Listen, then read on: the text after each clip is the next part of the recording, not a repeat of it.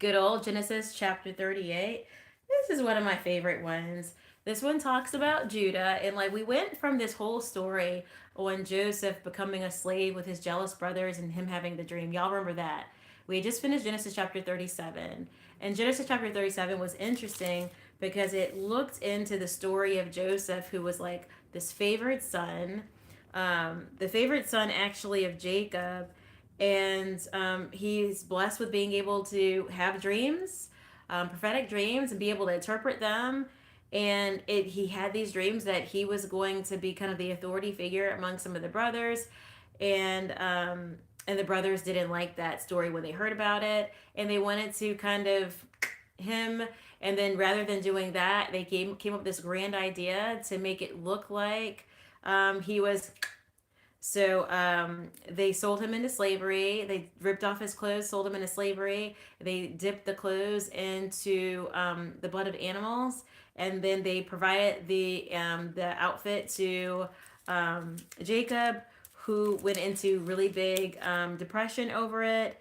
And he was upset. He's like, well, yeah, that's my son's clothes. There's blood all over him. He must be gone. And meanwhile, Joseph went into slavery in Egypt to Potiphar, who was an officer of Pharaoh, and he was going to be part of that family. So we left off with sweet little Joseph having been placed in captivity in Egypt, and his dad thinks he is now no longer with us because he thinks that he was kind of eaten alive by aggressive animals, I believe. I think that's what happened to him, right? And then since then, yeah. And since then, we just kind of totally switched gears and we moved to the story of Judah and Tamar. So don't forget, Judah had already been wicked. He had already been wicked. He wanted to take out his brother. He already wanted to do all that.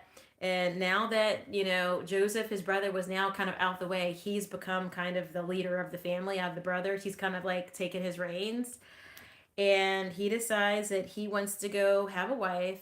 And look at some of the things he does. Don't forget, in the world of the Israelites, God wanted the men of the family to stick with um, their own tribe. God didn't want them marrying into the Canaanites for his own special reason. He didn't want that to happen. A lot of the people that were in these other cultures were worshiping gods outside of the God of Abraham, Isaac, and Jacob. And God really didn't want people to be brought into the family who worshiped other gods. So those of you guys on YouTube, welcome in, welcome back. We're talking about Genesis chapter 38. Go ahead and subscribe really quick. Hit the button. Takes 2 seconds. Hit the button. And we're talking about Bible study, Genesis chapter 38. And this one is going to be super duper spicy because we're talking about the sexual immorality of Tamar and all her prostitution. So it should be very interesting. So yeah, we're going to talk about prostitution today. We're going to talk about prostitution, and we're going to talk about why, in this case, there is a certain level of righteousness to it, which I have my feelings about it. My feelings vary from the feelings of Ross.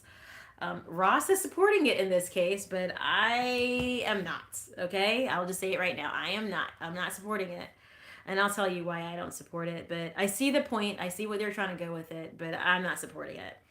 At the end of the day, we see that Judah starts off. He marries into the Canaanite family. The Canaanite family, they tend to have this issue with the actual God of the Bible. They tend to have that issue. That's number one. You see that they struggle with faithfulness towards the God of Abraham, Israel, Abraham, Isaac, and Jacob.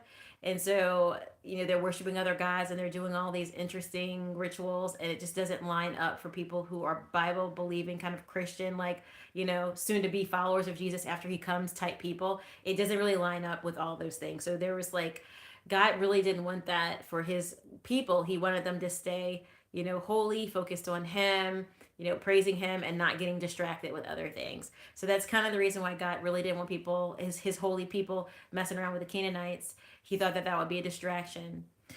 Nevertheless, you see Judah's heart here. Judah probably knew about all those rules, and he decides, I'm going to go get a Canaanite woman. Pretty sure she was beautiful. But Canaanite women, her name was Shua. He decided, look at what happened here. I have to make note of some of this. Genesis chapter 38, verse 2.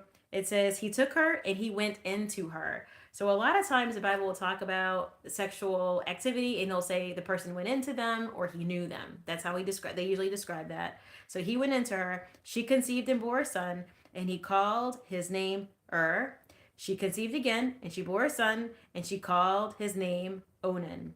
Yet again, she bore a son, and she called his name Shelah. And Judah was in Shesheb when she bore him. So, and then Judah starts taking a wife for his sons. He took a wife for his son named Er, and the son's wife was named Tamar. So Tamar comes into the story now. Tamar is the young lady who is selected to become the wife of Judah's son, his first oldest son.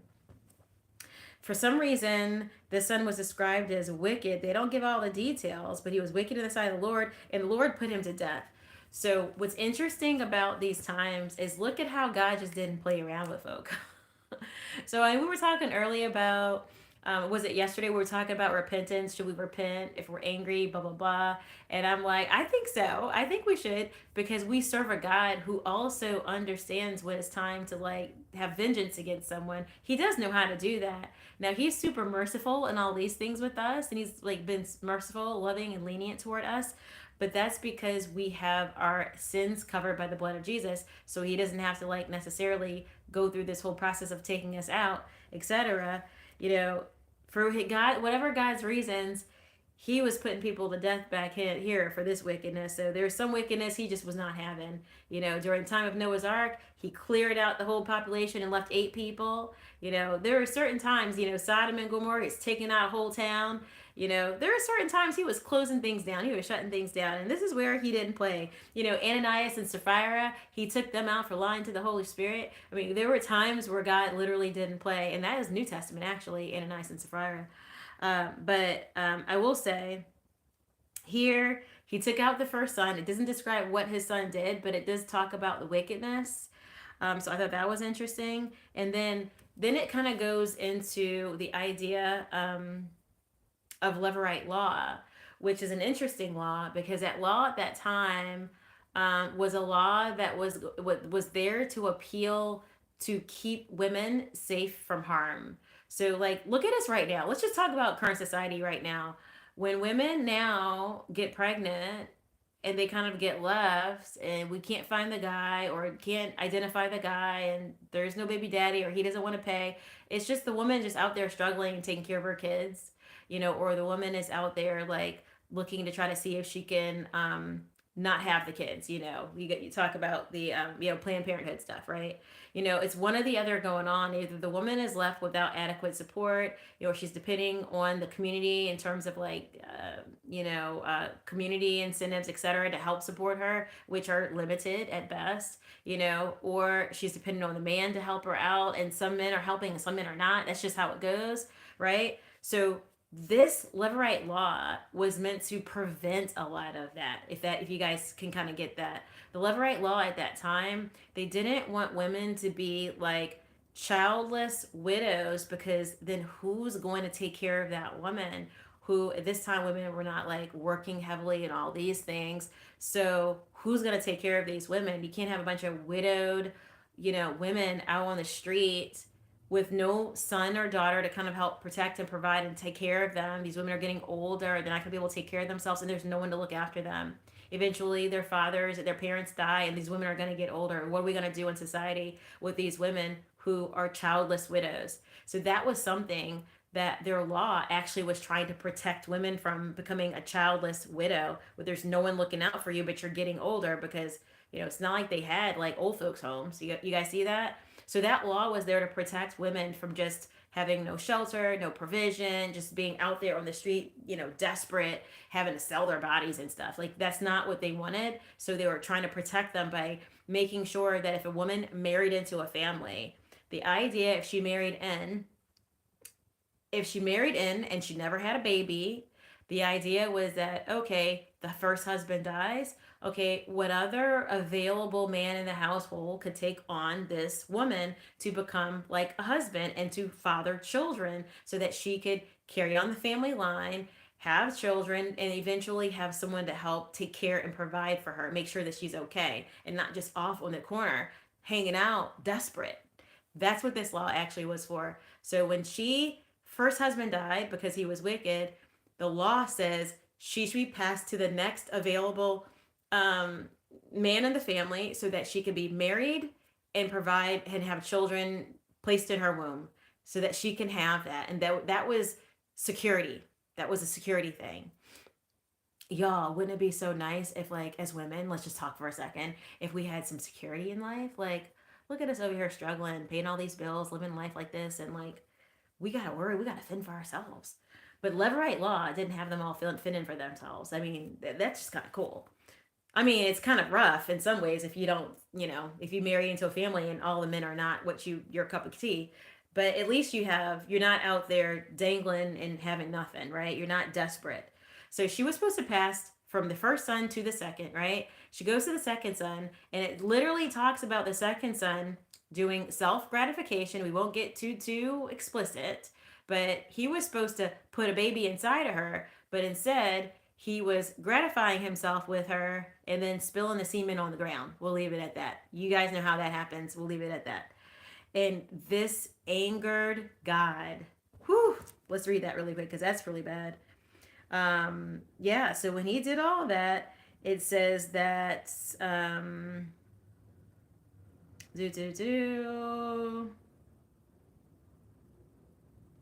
it says that Judah took his wife. Judah took a wife for his firstborn, and her name was Tamar. And Judah's firstborn, was wicked in the sight of the Lord, and the Lord put him to death. Then Judah said to Onan, "Go unto your brother's wife, and perform the duty of a brother-in-law to her, and raise up her offspring for your brother." But Onan knew that the offspring would not be his. So whenever, look at that, that's a heart thing. It's a heart thing. He knew those are not going to be my kids. I'm not going to claim those kids as my own. So what did he do? So whenever he went into whenever he went into his brother's wife, he would waste the semen on the ground so as not to give offspring to his brother. So what was supposed to happen is he's supposed to impregnate this woman, and that woman's baby would end up getting the brother's last name. Just FYI, context wise, for the Levirate law, it would help the dead brother. It would help him to have his name carried on even though he died. So the younger brother would impregnate her, and the child would get the name of the first brother who's already dead. That would help carry on that family name, if that helps. So this guy's like, I don't want to do that. I'm going to end up giving her a baby, and that baby's not going to be mine. No, I'm just gonna gratify myself, and I'm not gonna give her a baby, and I'm intentionally not giving her a baby. And guys, it wasn't just him saying I don't want to give her a baby. This was the law. God was a God of laws, and this was him being in his flesh, basically using this woman at this point. So do you guys see how God doesn't like for women to be abused? I want to call that out because it's super serious in the eyes of God to just abuse a woman. And this is what God did. God saw this abuse happen to this woman, and he literally just took the man out. Like, that's wild. He's got to y'all, pop into the chat if that's not wild to you. I mean, that's just a lot. That's just a lot. So anywho, back to what it says. It says he knew he didn't want to give that child to this woman, so he did what was wicked in the sight of the law, in the sight of the Lord, and he put him to death also. So God put him to death also. Then Judah said to Tamar, his daughter-in-law, remain a widow. Basically, go to your father's house, continue being a widow until Shelah, who was a little boy at that time, the little brother was a little bitty boy at that time. She's a grown woman. He's a little bitty boy. So you're like, go home, wear your widow's clothes, is what Judah said. Go home, put on your widow's clothes, and when Shelah grows up, I'll give him to you, because that's what I'm supposed to do. But guess what? All those years passed. Shayla grew up, and he did not give Shayla to her. She's sitting over there wearing her widow's clothes in her daddy's house, growing old. Growing old, no kids, don't have anybody to provide, protect for her. And she's like sitting up here, like, hold on, old boy is breaking the law here. That's what she's thinking. He's breaking the law. I'm not supposed to be out here being a childless widow. He's got an able bodied son who can give me a baby, and he has not given this man to me as a husband. And that is supposed to be, the new man of the family. He's supposed to help give me the baby and all those things. And she has a legal right to a child, y'all. It's like any other inheritance kind of thing. She has a legal right to a baby in that family, because otherwise she's literally going to become destitute. Don't forget, in the eyes of terms of value in that time, she's already a woman who's been slept with, and so there's a sense of value wise she's not going to be a virgin, so trying to get her brought into somebody else's family is going to be super duper hard, if that makes any sense. Like, she's not a virgin and she's not pure and all those things which are valuable at that time, so she's not going to be easily brought into a new family. So it is Judah's responsibility to make sure this woman isn't going to become a throwaway in society. And there's a law saying that that should not happen to her. And that is actually what's becoming the reality. So she patiently waited with her little widow's clothes at her daddy's house for Shayla to get old enough. And when he was old enough, he was not handing him over. And Judah didn't want to hand him over because he was like, oh, snap. My first son died. My second son died. What? I'm supposed to give him over and my third son over to you so that he can die too? He's kind of like, absolutely not. Absolutely not. I'm not giving my son over to you. Deal. So what does she do? I mean, it's kind of crazy soap opera telenovela stuff, y'all. Like, this is our actual Bible. Have you read this thing? It's crazy. He actually takes this woman, and he thinks he's gonna get over on her. He's gonna be going out to a festival or something. So she decides, so you know what? I'm gonna trick him. Now, this is a part that I don't agree with, and Ross goes pretty soft on this part. I feel he's just a little too soft on this part. But he's like, oh, because she's got a legal right to the baby, you know, I don't know. How do y'all feel about it? Pop it in the chat. This guy is kind of like, well, she had a right to the baby. She goes and she puts on different clothes, puts on a veil over her head, basically makes herself out to be a prostitute. And when Judah comes to town one fine day, she entices him a little bit. She's covered up so he doesn't know it's her. She sleeps with him. She gets the baby, and she's all like, I'm good. I got the baby now. Hooked him, got the baby now. I think it's a little wild though, because they're making it out like that deception is good. Does that make sense? Like, I can't get with that. I can't get with that. I know the law is that she should have the baby, but did she have to deceive to get the baby? I mean, for me, that's a no-no. I'm sorry. That's a no-no. But hey, to each their own. Like, that's how this was written. Yeah, they're talking about it from a legal perspective. Her getting the baby was a legitimate thing. How she did it was kind of like a little shady. So she got the baby. Ross is okay with how she did it. I'm not so okay with how she did it. Everybody to each their own on that. She got the baby, and when the word gets back that she's pregnant, Judah doesn't know that he's the father. I mean, it's a whole situation. He's like, oh, burn her up. She's pregnant, burn her up. Let's get rid of her. And then when she shows up at her proceeding for court before her potential burning, she brings the evidence, which is all his stuff. She's like, oh yeah, the father gave me this and that and this and that. Got his staff and all the things that identify him. So she shows up, big pregnant with all his items. And they're all like looking at him like, so you're going to have this girl burn and you put the baby in there? In the legal order is that he should be putting the baby in there, that should have been happening. It's kind of a mess, y'all. It really isn't Jerry Springer. It really, truly is Bible. It really is. So, yeah, he looks at it and he sees his stuff. He's embarrassed. He's caught up. And he's like, oh, rather than kind of just, putting himself at risk and saying, hey, I'm going to become like her and you guys can go ahead and crucify me too. He says, you know what? She's more righteous than me. I'm going to exonerate her. I'm going to let her go. I'm going to let her go. Everybody, nothing to see here. Nothing to see here. Please turn your heads. Nothing to see her. Let the little lady go. She's fine. That's what happens. And she goes on and she has twins, Perez and Zara. Perez is the one who forced his way through, and then there's Zara who came out second. But what's interesting about it is you could look at this and say, this is a story of legal right and how, depending on how you look at it, sometimes you have to contend for what you want. Some people will look at it and be like, oh, well, she deceived in order she got what she wanted, and she had a legal right to it. Honestly, I'm not in the school of deceiving to get what you want. Like for me, I can't get with that. I know the supplemental text shows that there is some capacity to do stuff like that. I actually think, how about when did she pray? When does it show that she prayed to have like some of the stress on the situation released from her? And when did she do any of that? You don't see that she did any of that. And I think that's the miss here. Did she have a legal right to have the baby in this family? Yes. um did she have conversations with God at all about what was unrighteously happening to her? No. And I think that was a miss, that she wasn't praying her way through some of that.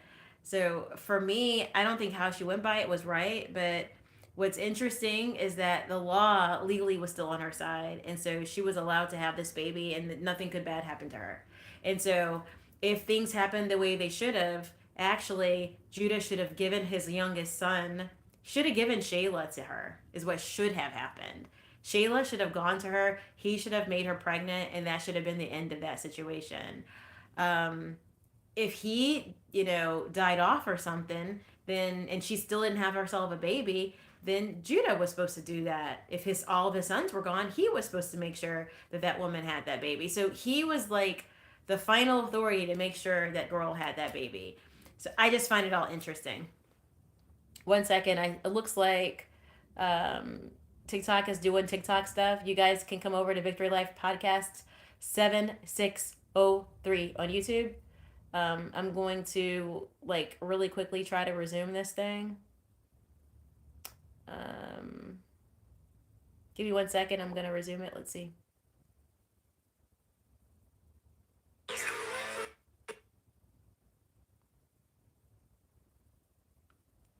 Okay, how are you guys doing? I'm back. I had to do something to the TikTok. But yeah, so interestingly enough, I don't like how she went about it. I think she shouldn't have gone about it that way. That's my opinion. This is where like you can read all the different supplemental data and people can say different things about what they just read. I mean, you got to read the Bible for yourself and pray about it. I don't think going about getting something the deceptive way is showing your faithfulness.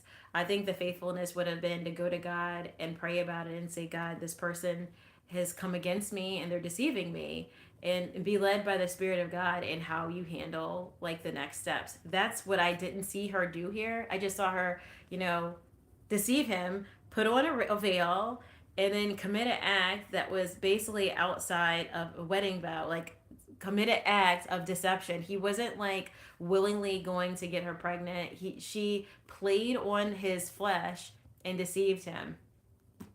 That's what it was. That's what it was. She waited for his wife to be dead and gone. And when she was dead and gone, and she knew that, like, okay, there's nothing going to stop him from having this baby with me, then she waited patiently and then played on it. I think that has got too much vibes of, it's giving serpent in the garden, y'all. I don't know how y'all feel about it. It's giving serpent for me. So we can feel how we want to feel about it, but I think at the end of the day, it is a really juicy chapter. I mean, we can agree on that. It's a juicy chapter, and it reminds us that the people in the Bible were not like, they're not much different from the regular old us's of the world. We could go to the Bible and we could say, you know what?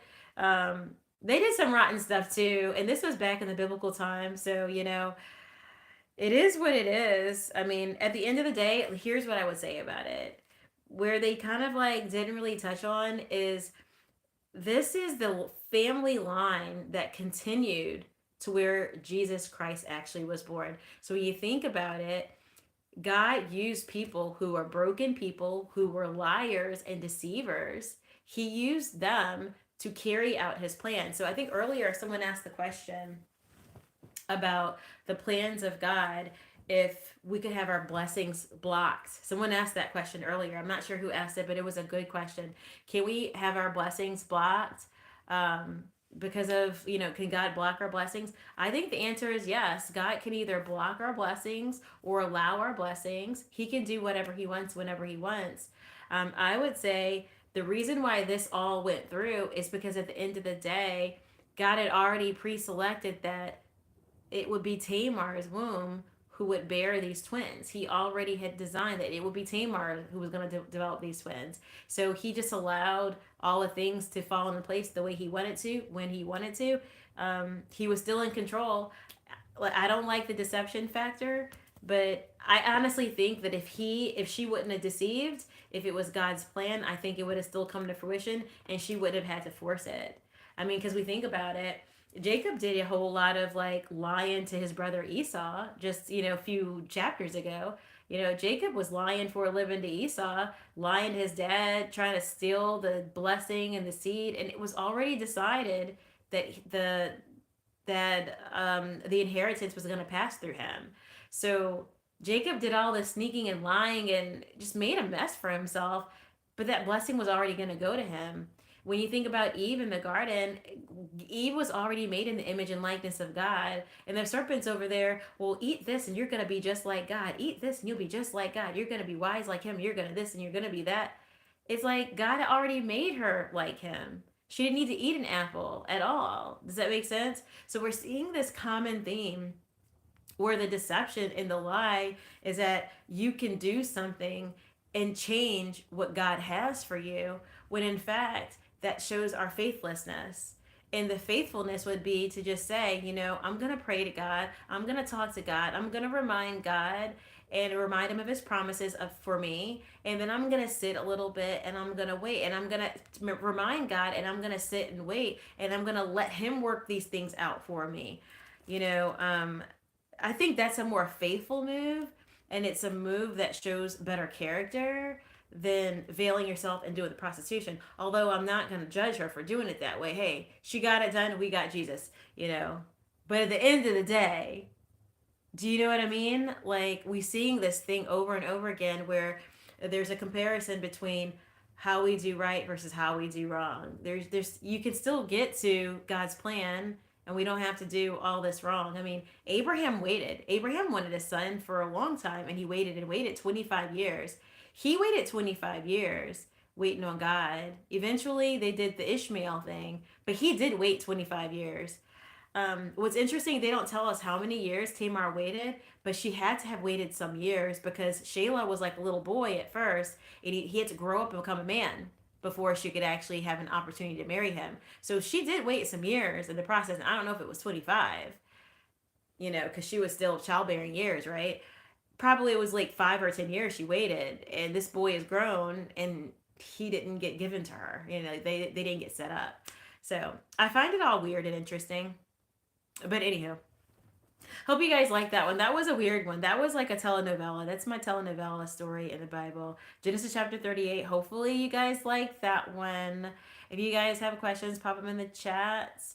I like that one. I like it because it shows that God uses the broken people, that even we're not too far gone. If Tamar eventually carried on the family line so that eventually the seed of Jesus would come through that family line, I think that's amazing to see that God would still use the broken people. I think that's amazing. So it shows you that we don't have to come to God perfect. I think that's what it tells you. More than anything, we all fall short and we don't have to show up perfect. We're still loved by God, even though we don't show up perfect. And if God has something for you, He's got it for you. Maybe there was a delay. Maybe we rushed it. Maybe there's that. But if it's part of God's sovereign plan, then it's not gonna get stopped if it's part of God's sovereign plan. It may get delayed or it might get rushed in some kind of way, but it's gonna happen. It's gonna happen at some point. So I just thought that was interesting. It's kind of a wild story. Y'all let me know what you think about that one in the chat. Let me know. I am going to, for my YouTube people, I wanted to finish this part of the study, and then I want to switch over to Ask Me Anything, and then I'll wrap up for the day. So um, let me restart my YouTube one last time so that we can do a separate video just for this study, because that study is complete. And then we're gonna go do Ask Me Anything. So those of you guys who want to do Ask Me Anything YouTube, log right back in, because the Lord knows I'm not gonna cut videos this week. So I'm just gonna stop and start the video versus cut them. That's how we're gonna do it. So I'm gonna hang up and I'm gonna hop right back into YouTube. See you guys in 1 minute over there. Let's see.